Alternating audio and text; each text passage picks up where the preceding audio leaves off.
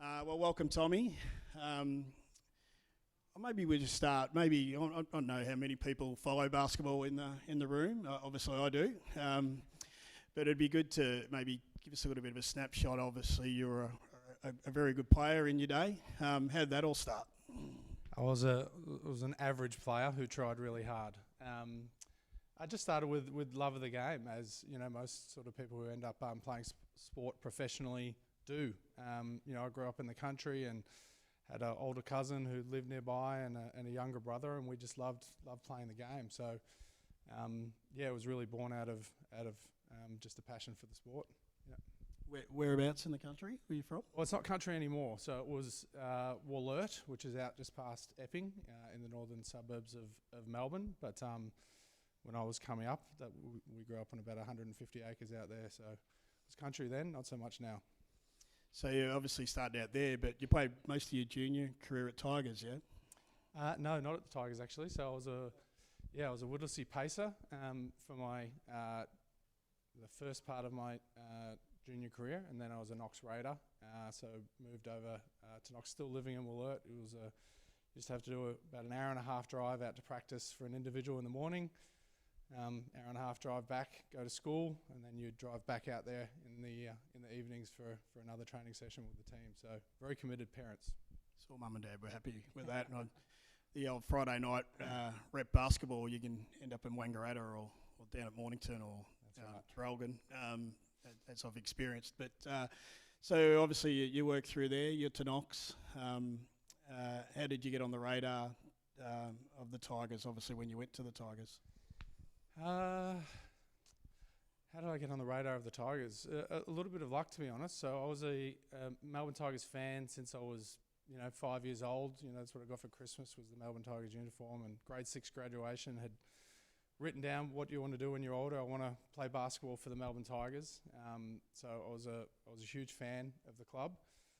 And then coming up through the Knox Raiders, ultimately decided to head over to college. So I did that for a couple of years in the US, and I played in a school in Georgia and a school in Florida for a couple of seasons, and then came back, and during those off seasons I would train with the Melbourne Tigers, and that's when sort of Andrew Gaze and Leonard Copeland, all these names that people have heard about, were finishing up, and they were going through a bit of a rebuild, and they got down to that last spot on the roster, and they actually offered it to someone ahead of me who turned it down to head back to college.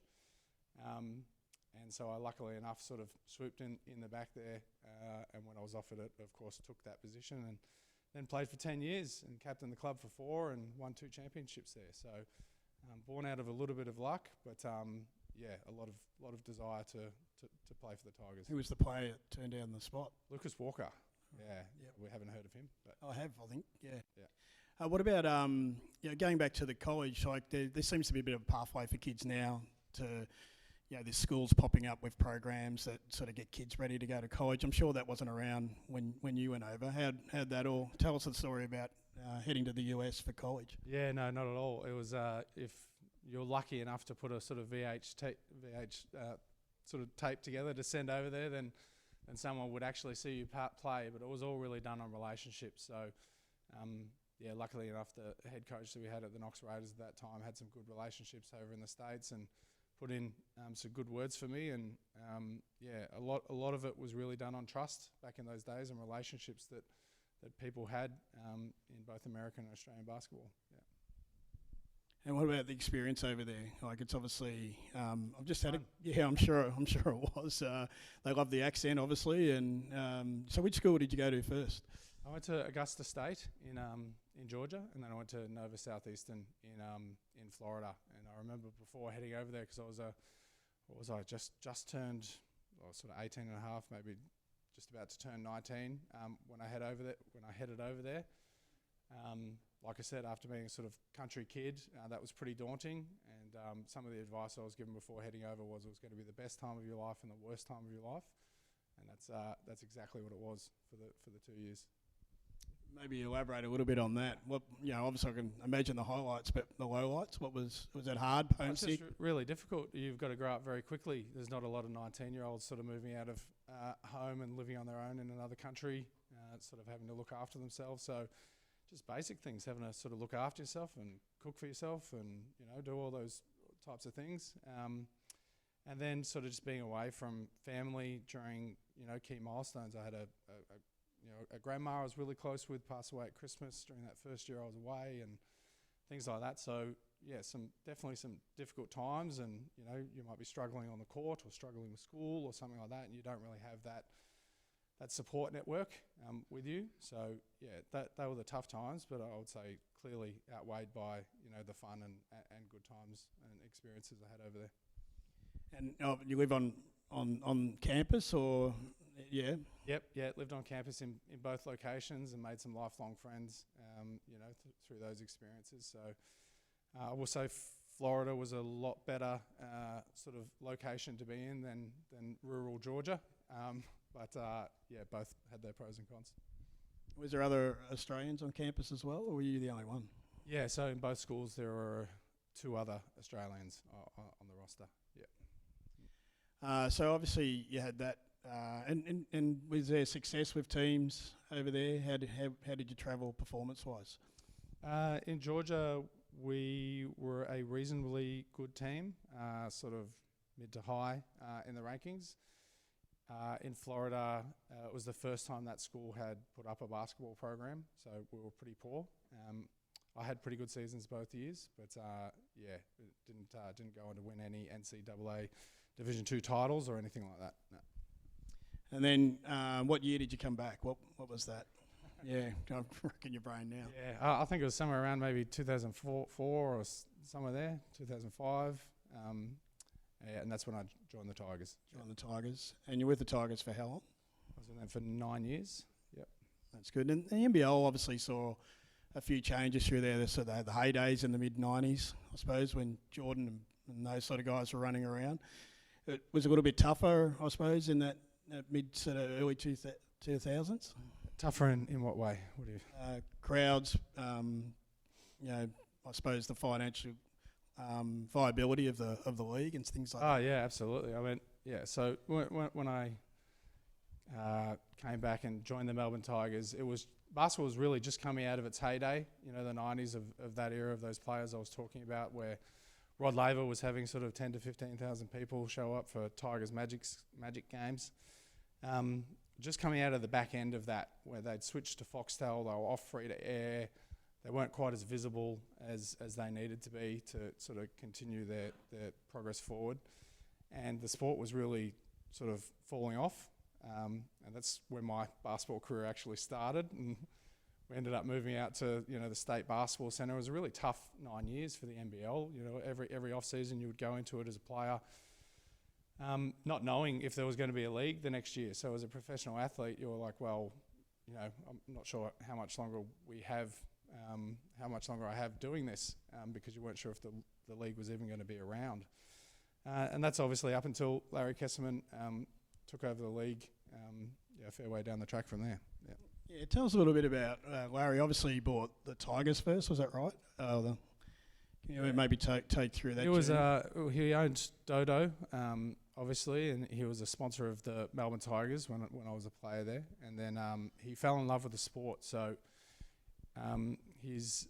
Larry's an immigrant who's come over here and had great success. And one way that he found that his family could really connect with one another was through the sport. So his grandma and his son would go to the games together with him, and it was a way they could just connect together, and that's how he fell in love with the sport.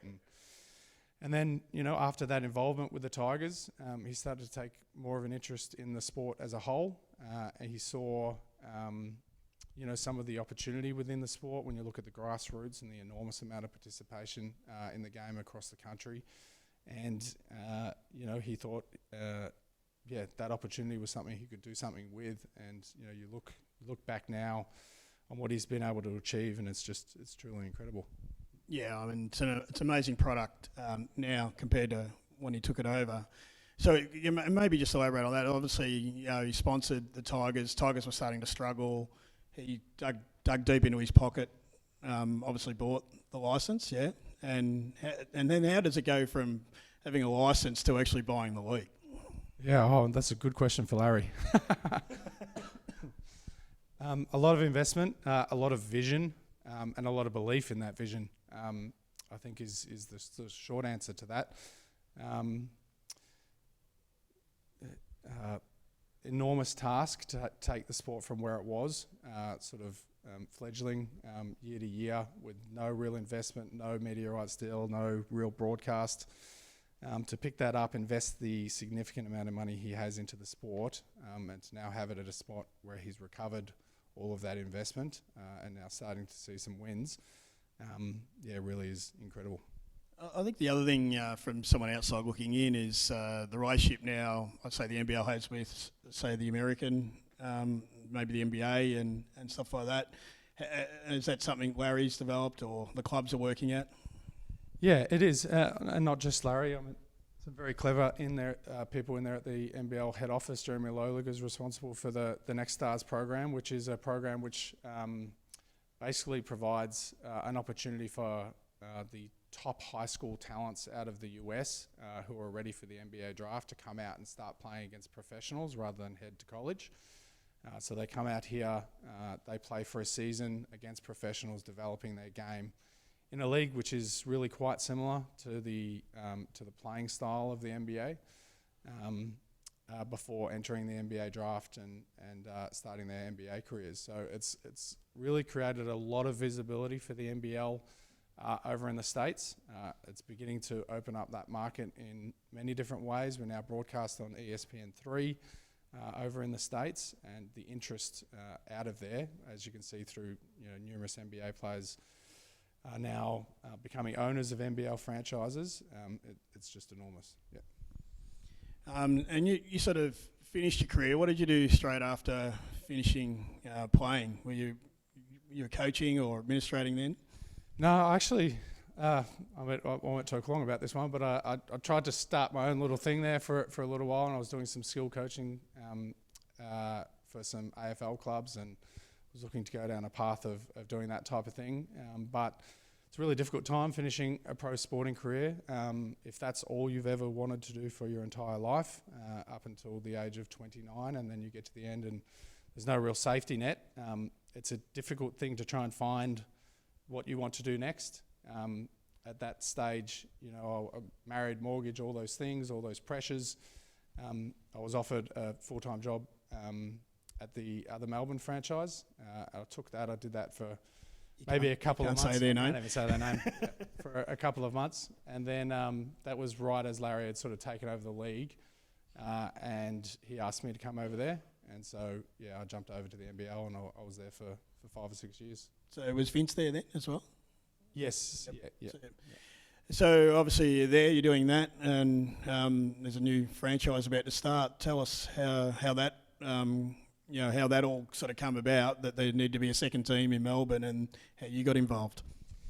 Yeah, well, I was very fortunate starting my career at the NBL on the ground floor. So when Larry took over, the staff at the NBL was maybe 7 people. It was really small. Like I said, the league was really struggling. And I was lucky enough to get my foot in the door there.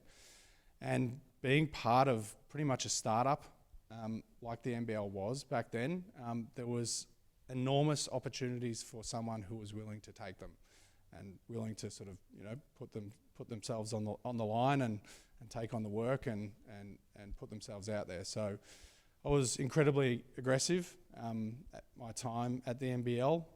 Sort of started off working with athletes in the athlete space, then ended up in the commercial team, GM major events and programs, and managed to implement a few national programs that still exist. So the Kmart Game Time National Community Program for the NBL was something that I started, along with the NBA games, Basketball Without Borders, numerous programs like this, and that was all born from the fact that there was only 7 staff at the NBL. So if someone was willing to put their hand up to do things, you would generally be given that opportunity. Yeah, I suppose we sort of tie that back to what Ubi Park started, obviously, with a few of us, Will obviously in the room, and a few others, and you just have to do things, don't you? Like it's not just the corporate life was that was your wheelhouse, that's your lane, don't go out of it. But in that where there's only 7 staff and you're running a whole league, you've got to have multiple hats, I take it, and jump in and help out where it's needed. Yeah, absolutely. We talk about it at Southeast Melbourne Phoenix at the moment. You know, we're still a small team. We've built out during this last off season. We're now up to 20 full-time staff.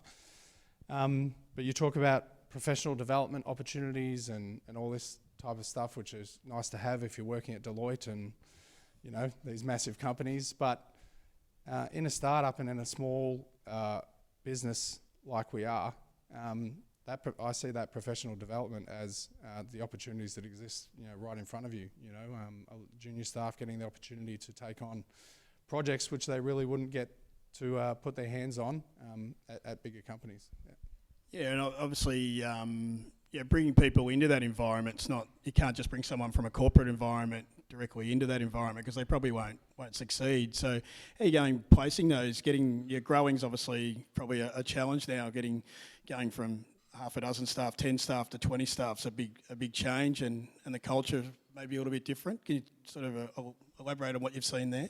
Yeah, it is challenging. I think the most challenging part of that is working with people that have been there from day one and how jobs evolve as you bring in extra staff, and you know where responsibilities lie and how people feel about letting go of responsibility.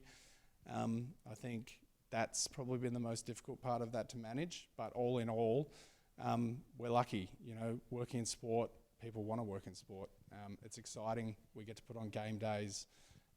We get to entertain 10,000 people for our job. You know, that's work. So it's been reasonably easy to onboard. Yeah, not as easy as the parking industry. There's a lot of people love working in. I wasn't suggesting that, by the way. That's sexy parking, mate. I don't know what you're talking about. Obviously, so the license is awarded. You've got a role as CEO. Is that right? No, I was as general manager initially. So as I was finishing, in my final time at the NBL, part of my role was working with potential new licensees. So had worked with a couple of AFL clubs and a few other potential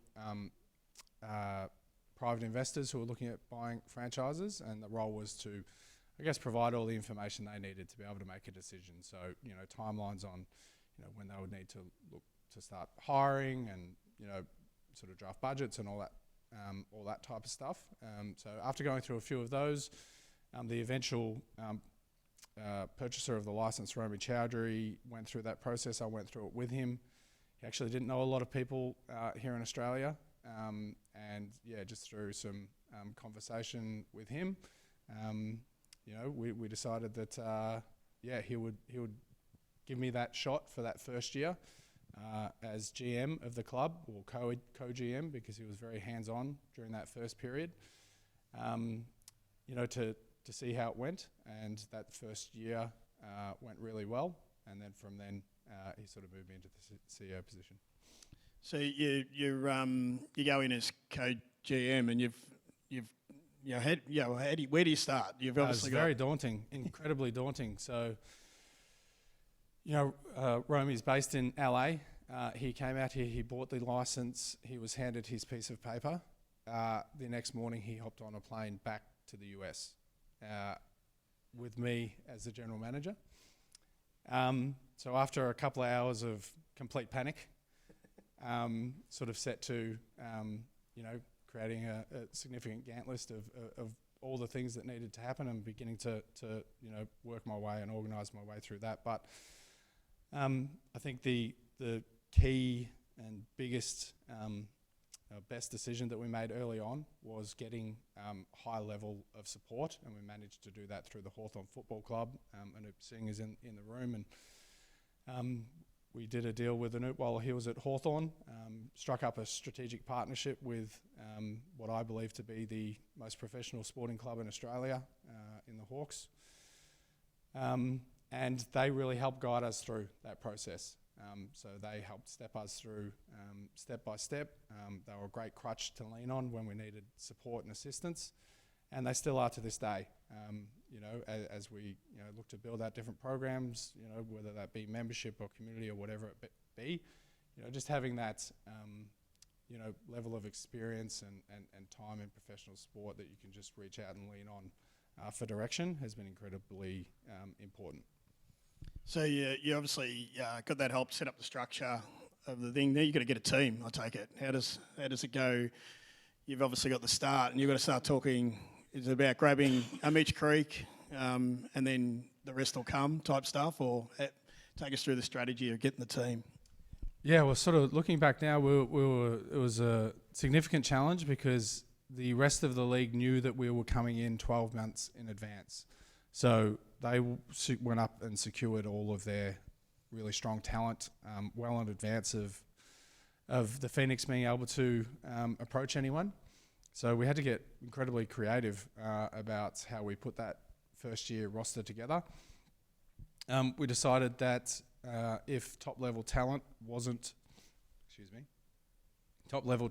going to be available to us, then we would just go down the culture path and we would bring in players who were going to buy into what we wanted to be as a club. They were going to buy into the community aspect of the club, the fact that we had to be out there in the community, promoting the club, building an audience, building a fan base. They were going to do the right things. They were going to play hard. They were going to play the type of basketball that Southeast Melbourne expects to see. The game played the right way with the right intensity, and that's really the type of players that we targeted in that first year. So can you go back? Can you remember, I'm sure you do, the team in the first year and how you performed over that year? Who coached the first year? Who was the first coach? Simon Mitchell. Simon was the first coach, yeah. So we started incredibly well. So our first ever, in fact, I would say those first 2 games of that season are the most memorable moments in sport that I've ever had. After being handed that piece of paper and then 12 months down the line, having our first game at John Cain Arena against Melbourne United and coming away with a win in that first ever game was truly something special. And then to back that up with a win at our home opener against the Brisbane Bullets, similarly was something I'll never forget. The season went fairly downhill after that point. We won a couple more games after that, but it was slim pickings for the rest of the year. But true to how we recruited, the team fought hard every single game, and our fans respected that. And I think we're still reaping the benefit of that today. Our fans are really rusted on now, and I think that's partly due to how we presented in that first year. Yeah, well, I hate the Tigers, so United was something. We love the basketball, and we did. Ubi Park was involved in 2018 when United won that flag. But we were pretty happy to jump on board this year with the Phoenix. I took the family last year, and the product's amazing. From a corporate point of view, we're lucky enough to be on the court, and once we get people there, customers there, they love it. It's sometimes a bit of a challenge to they're not thinking basketball when they want to go out, but. We were lucky enough to meet Anoop too. Obviously stole him off Hawthorn. He was going that well. But maybe tell us a little bit about what the fans, I've experienced obviously, and we've had a few people in the room that we've taken along. But what is a game day experience like for your fans and your corporate customers? Unrivaled entertainment, I think. When you start talking about sport and what's out there and what's available to consumers. It is jam-packed with entertainment. It is the closest thing to the NBA. If you've been to an NBA game and you come along to Southeast Melbourne Phoenix game or an NBL game, it'll be very difficult to find the difference in the entertainment value. We understand that it is about entertainment. We're unashamedly family-focused. We try to implement that through our corporate product, all the way down to the entertainment that we put on the court, and it's showing. Our corporate functions are full of kids and families and corporates all connecting in a really sort of comfortable space. I truly encourage everyone to get along. Hit up Moston for some free tickets. First one's free on Moston, and after that you've got to pay. No problems. Anoop and Tommy are going to give us an offer for everyone that's come to the event. So definitely we'll reach out and get everyone to a game. I think that's part of the thing for me was, the basketball go a couple of hours, so it's sort of a 2.5, 3 hour day. It is something that I've found we've got 4 seats, so taking someone along and one of their kids, or if they've got 2 kids, I go along with them. And the kids that I've got a just turned 12 last week, and she brought a friend along to one of the first games we went this season, and just to see the way they react on the court, it was actually, it's amazing to see of how much fun they're actually having and get a photo. We were lucky enough to sponsor Craig Moller, who's actually going okay. He obviously, it was great to see him get some points. Obviously we didn't get the win on Sunday, but it was great to see him get some points, and he's contributing well to the team. So I think we're getting value out of our sponsorship with Craig. But like if you are interested in getting to a game, reach out to me, because I'd love to get you guys along to see the experience that we were seeing. I think the big thing for me, I think the biggest event that I saw on Sunday, Anoop, was the baby race at half time. And I couldn't believe the crowd, how they were reacting to the kid, the toddlers crawling along the middle of the court. Yeah, well, it's back to that entertainment value, right? So, you've got to get creative with these things. And not your idea? Yeah, match day operations group. You need to get creative, and you need to keep new ideas flowing in. And that was a big hit. We do it for one of our sponsors, Tradie. They've done it before at other sporting events with great success. So it was good to see it go really well, and that's the fun we try and have. We with our events and the games that we put on, we don't try and take it too seriously. We've got a mascot who's always causing chaos and doing things he shouldn't be doing. So it's just all in good fun. And you obviously sold the stadium out on Sunday, and that crowd of about 10,500, was it? And obviously the noise and the atmosphere that's in there, there's always something going on. So there's no real break, is there? The events, obviously, there's always something happening. And that's by design. So from the moment that you walk in with your family through the front door, there's face painters and there's DJs and basketball courts and merch and everything you could imagine. It's almost a festival out there on the concourse, and then you come inside and you've got the marching band and the mascot and everything else going on. That's the type of product we try and put on. 2.5 hours of jam-packed entertainment.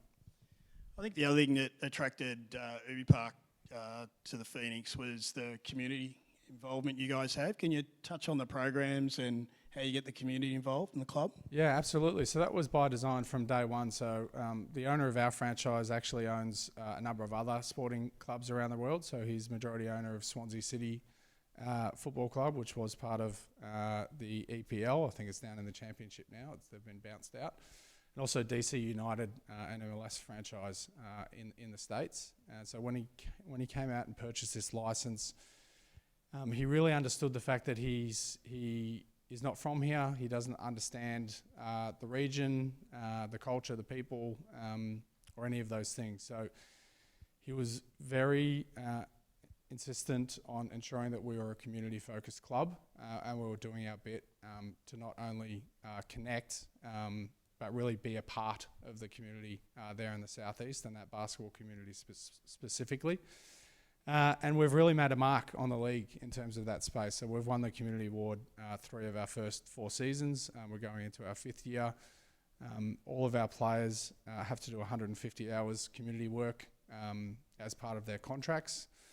So we deliver that through schools programs, which we have government funding to roll out. We've got programs in the mental health space. We've got Came Up by Game Time, which is in schools, designed to give that real impact sort of piece and give kids an opportunity to play against their heroes, and numerous other programs. So it's something we take very seriously, and it's gone really well. Probably, I'll come to the audience for a few questions in a second. Probably the one that I'm really keen to understand, obviously at the end of last year probably didn't end as the Phoenix wanted with losing that final. Simon obviously come to you and decided that he wasn't the person to take it forward. So you've obviously had to go and get a new coach, and I think you've done an amazing job. Mike seems to be an amazing fit for the club. And he's pulled together a really good roster. So how do you see the rest of the season going? Hopefully really well. So we'll see. It's one of those difficult ones. It's I see my role within that space with now Mike on board and the team selected, that my role is really one of support. The influence I have over the wins and losses, as much as I would like to think it's great, in reality don't have a whole lot to do with what happens once they run out there on the floor. So Mike is doing a really good job. I know the players are really connecting with him, which is something we knew he would do a good job of. There's still some things to work through, so they're still sort of putting it all together, but there's definitely enough talent out there on the floor for us to contend for a title. And so, yeah, fingers crossed all those things fall into place and we can knock off the other mob in a grand final win. Can you keep Sauce on the court, or do you want me to talk to the refs about calling these soft fouls? It's the good thing about basketball. If you come and you sit courtside, you can do all the talking to the ref you want. That's fine. Michael Allen wasn't listening. Have we got any questions from the audience? Anyone want to ask Tommy anything they want to know? Yes, John? I see a lot of similarities with what the A-League's going through now compared to NBL, 5, 10 years ago. And I was just interested what you've got any thoughts on what they need to do better, and is it around the product? Is it the product being visible, through media and the TV rights and those sorts of things? Yeah, obviously not knowing the sort of ins and outs of exactly how the A-League run, but from the outside I can talk mainly about the advantages that I think that we have as a sport. So I think that 2-hour block I think is a real advantage for us, and the fact that the NBL nationally really has promoted itself as that family friendly day out. It's a very clear target audience that nationally the league and all clubs are going after. From the outside looking in, I would say that the A-League has gone a different direction with the audience they target, and that has led to some of the issues that they've had in recent times. I also think that the challenging sort of decision that they have of private or federated and which way they actually fall with that, and getting everyone on board with whatever that however that decision sort of ends up is definitely providing some issues for that sport as well. Yeah. Any other questions? Yes, Naru? Yeah, earlier in the year you guys brought in Nick Greer as a co-owner, and recently you brought John Wall to practice. So I was just wondering, how do you build those strings along, and how does that all happen? I would like to say it's just me having incredible reach and just, I was going to call up MJ, Michael Jordan, next week and he'll come down. But it's not. Our owner, Romy Chowdhury, is incredibly connected. Weirdly so. He knows everyone, all the celebrities. I won't do the name dropping thing, but he's just incredibly connected in those NBA circles specifically. And he developed a really good relationship with John Wall. We've been trying to get him out here since he bought into the club, so for a number of years now. And just due to his contract situation, we were able to make it happen over this last couple of weeks. So it was really great to have him out here. We got some incredible media exposure. He did really well in the media, so it was great to have him out here. Yeah, what about the dynamics of your ownership group? How does that go? It goes well. For the most part, Romy manages the US-based owners, which is all of them. And I deal with him directly, and they pick their moments. So Josh Childress, a former NBA player who's also an owner, likes to get involved with the player selection and talent identification space. John's expressed some interest in getting involved in that next off-season as well. So,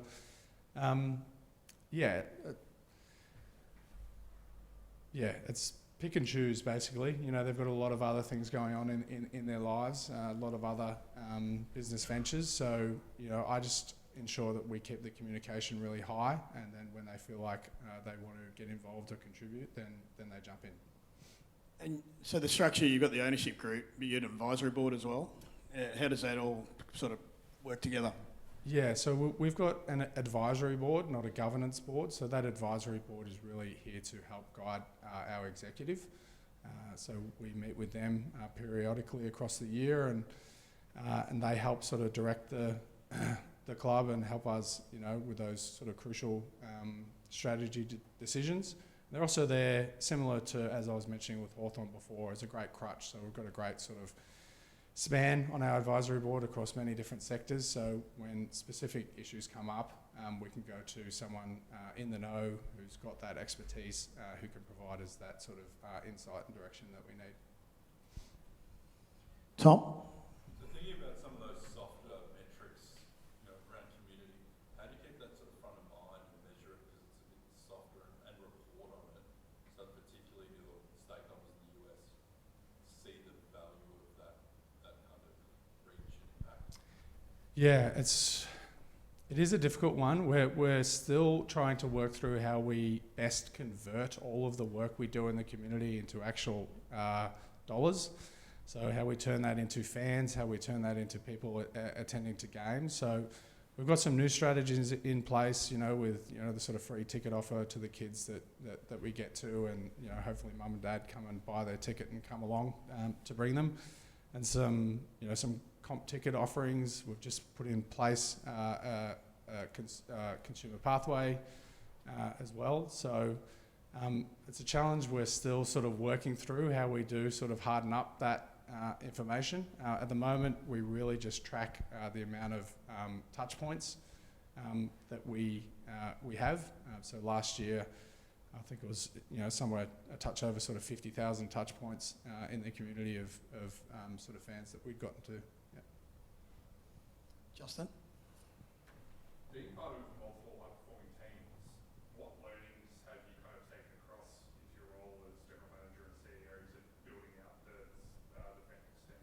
Yeah, really good question. So I think there are actually an enormous amount of sort of personal traits that, from being a professional athlete, have translated incredibly well into the business of sport. Obviously being a captain at the Melbourne Tigers, so sort of leadership, being able to connect and communicate really directly. I think sometimes within a sporting team, that incredibly direct communication is fine. When you enter the sort of business world or sports business world, you need to temper that slightly. It's not quite as direct, but yeah, some of those skills in leadership, communication, I think are probably two of the biggest things that I've taken with me across. What about game day when things go wrong? Run and hide and blame someone else. No. No, I mean, that's all part of it. You know, you get used to the winning and losing. I've been in sport my entire life, so over time you understand it's never too high, never too low. That's a boring answer, but that is the reality of it, especially in my role. You need to be able to maintain perspective, understand what you're trying to achieve, and sort of, you know, continue focus during those difficult moments. Yeah, and I think and that's sort of shown, I reckon, in you guys are really level.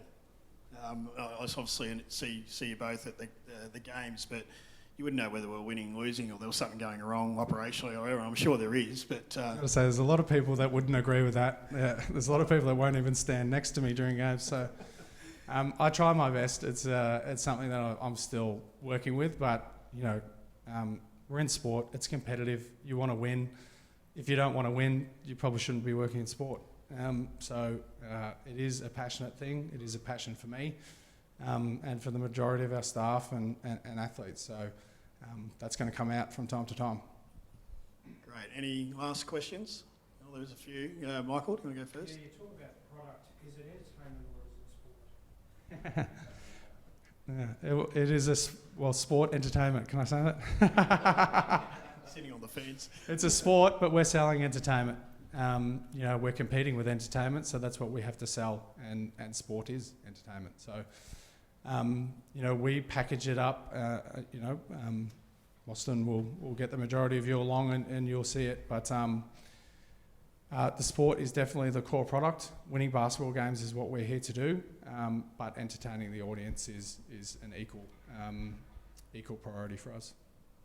Daniel? Tom, you spoke about your first season after winning 2 games and then going downhill very quickly after. We won 4. Won our first 4. Sorry, first two games. How did you keep, like, I know you were trying to build a culture and everything, but how did you keep the morale within the business and also the team to show what you were trying to achieve in the future? Another good question. We're lucky enough to have some good leaders around the club. So Simon Mitchell was our inaugural head coach. He was a really blue-collar, gritty type of head coach, and he instilled that that sort of personality within the group. So even after taking some losses, they maintained that sort of fire, and I think our fans really connected with that. You know, our last game of that season, we were clearly not in finals. We hadn't won a game for rounds and rounds, and we had our best crowd outside of those first 2 games at that last game of the season, which to us really showed that, you know, we had done a good job of connecting with that community. I think the community work we were doing played a big role. I think the messaging that we provided to anyone that we onboarded on the club to the club in those early days was really important. We were very clear about who we were and who we wanted to be and where we wanted to get to. So I think onboarding staff, players, coaches, performance team who all clearly understood what we were trying to achieve, I think helped us manage through that difficult period of time where we weren't securing many wins. I think there was one more hand up. Yes, Saga. So as an aspiring athlete in a sport which wasn't too popular in Australia, maybe you might need a lot of self-belief to like keep going and not switch on to something else as a career. And you did that probably by moving to the United States where it was more popular, then coming back here. So does that experience kind of help in probably grooming younger sportsmen who are like to help people in Australia to bring them into basketball and like not switch on to other sports? So it's obviously competition around the sport, so getting younger. Yeah. I'll say, like, for me personally, I never considered a deviation. My love for the sport was deep. That's all I ever wanted to do. So I never had to really have that sort of consideration of sort of deviating from it. I would say that today, with the way that the NBL is tracking and the connection with the NBA, the kids coming through today have the advantage of you know, having that incredible product on their doorstep. So I would say that there's a lot less kids sort of wavering. We're starting to see a lot more kids stay here and join NBL programs rather than head to college as development players to continue their journey. So I would say that as a sport, I feel like we're closing that gap and, you know, ensuring that we're providing enough opportunities for our young talent to stay here and continue their careers. Yeah. We might finish there. Can everyone thank Tommy while I just grab